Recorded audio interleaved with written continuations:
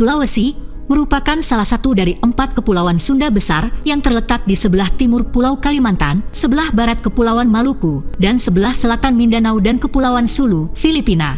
Pulau Sulawesi memiliki bentuk yang mirip dengan huruf K.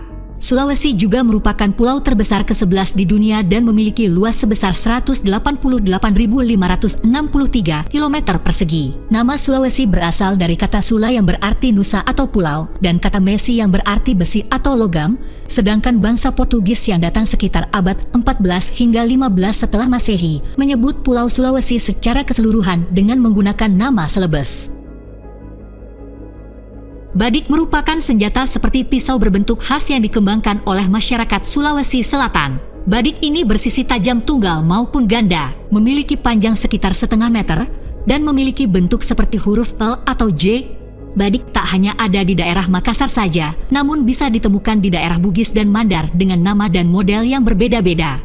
Badik terdiri dari 3 bagian, yaitu hulu, atau sebagai gagang, bilah, dan sebagai pelengkap yaitu warangka atau sarung pada badik. Selain itu, ada pamor yang dipercaya bisa memberikan pengaruh pada kehidupan si pemiliknya. Badik juga dipercaya oleh masyarakat bahwa benda ini memiliki berbagai fungsi dan kegunaan yang tidak terbatas hanya sebagai senjata tajam. Masyarakat percaya bahwa badik mempunyai nilai dan makna tertentu.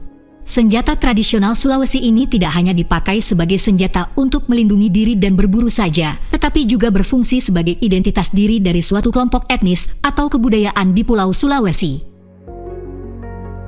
Rumah Tongkonan merupakan rumah adat masyarakat suku Toraja yang berada di Provinsi Sulawesi Selatan. Rumah ini dikenal dengan ciri atap melengkung seperti perahu.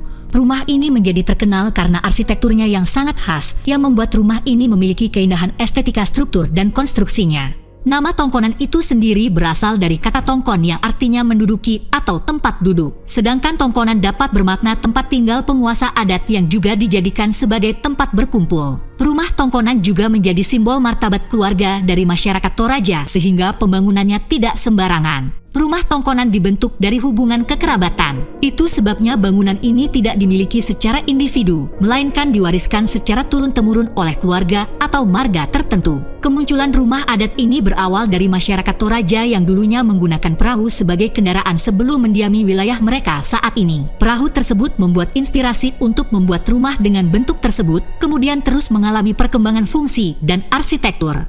Seiring perkembangan zaman, kini rumah adat sudah tak banyak digunakan sebagai tempat hunian karena telah membangun rumah biasa.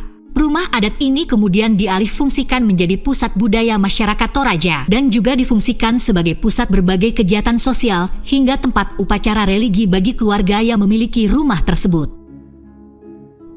Sulawesi memiliki pakaian adat yang bervariasi dan kita mulai dari pakaian adat baju bodo. Baju bodo berasal dari suku Bugis di Sulawesi Selatan. Baju ini terdiri dari atasan panjang dan rok panjang yang longgar yang seringkali dihiasi dengan motif-motif khas Bugis. Baju bodo ini biasanya dipakai dalam berbagai acara adat seperti pernikahan, upacara keagamaan, dan festival budaya, serta menjadi simbol identitas dan kebanggaan bagi masyarakat Bugis. Baju bodo juga masuk ke dalam deretan pakaian adat tertua yang ada di dunia karena masyarakat Sulawesi Selatan sudah memakai baju bodo sejak abad ke-9. Baju bela dada merupakan busana adat khas dari suku Makassar di Sulawesi Selatan. Baju bela dada terkenal dengan potongan atasan yang elegan dan detail leher yang khas, sering dihiasi dengan manik-manik dan sulaman tangan yang rumit. Warna dan motif yang beragam inilah yang membuatnya menjadi pilihan utama untuk acara-acara resmi dan perayaan budaya. Lanjut, ada baju tutu, serupa dengan baju bela dada. Baju ini merupakan salah satu pakaian adat Sulawesi Selatan yang berasal dari suku Bugis. Baju ini dibuat khusus untuk dipakai oleh laki-laki, dan baju ini memiliki potongan yang longgar dan nyaman, seringkali terbuat dari kain katun atau tenun dengan motif-motif sederhana. Baju tutu juga memiliki nilai budaya yang tinggi dan sering digunakan dalam kegiatan sehari-hari, acara keluarga, atau sebagai busana resmi yang lebih santai. Lalu ada baju poko. Baju ini berasal dari suku Toraja yang dibuat khusus untuk dipakai oleh kaum wanita. Baju ini memiliki bentuk baju berlengan pendek dengan warna yang begitu mencolok dan terbuat dari kain tenun dengan warna-warna alami dan motif-motif yang memiliki makna religi dan budaya.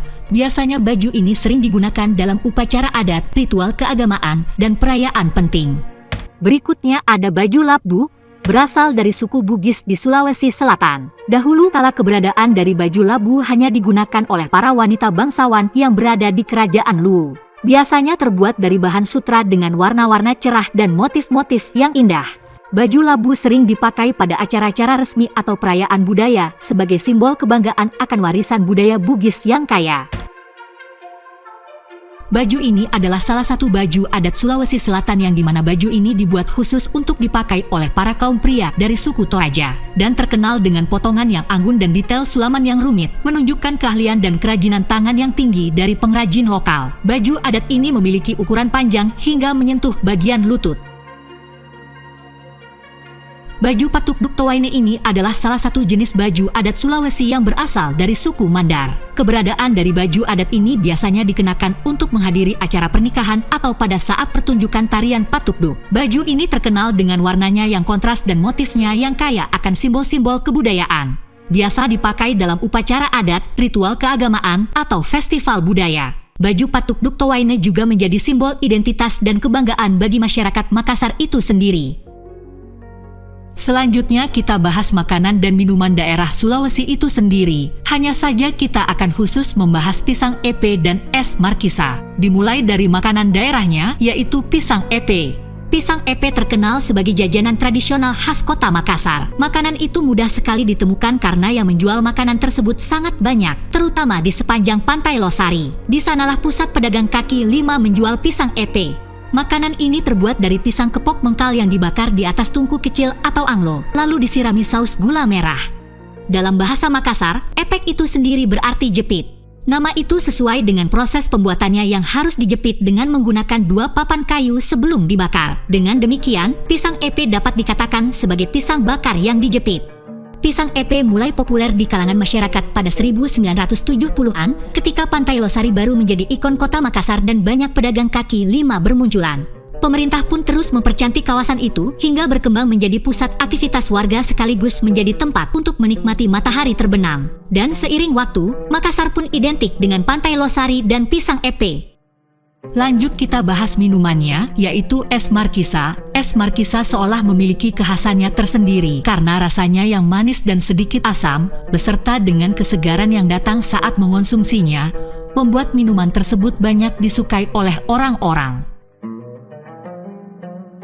Terima kasih telah mengikuti perjalanan singkat mengenai budaya Sulawesi, pulau yang penuh dengan kekayaan budaya dan tradisi. Dari badik, senjata tradisional yang penuh makna, hingga rumah tongkonan, arsitektur yang mencerminkan identitas masyarakat Toraja. Pakaian adat yang beragam seperti baju bodo, bela dada, tutu, poko, dan lain-lain, masing-masing dengan keindahan dan maknanya sendiri. Dan tak lupa, kuliner khas seperti pisang epe dan es markisa yang bisa memanjakan lidah. Sulawesi bukan hanya tentang keindahan alamnya yang memukau, tapi juga tentang kekayaan budayanya yang tak ternilai. Warisan budaya ini tak hanya dilestarikan, tapi juga terus berkembang dan bisa beradaptasi seiring perkembangan zaman.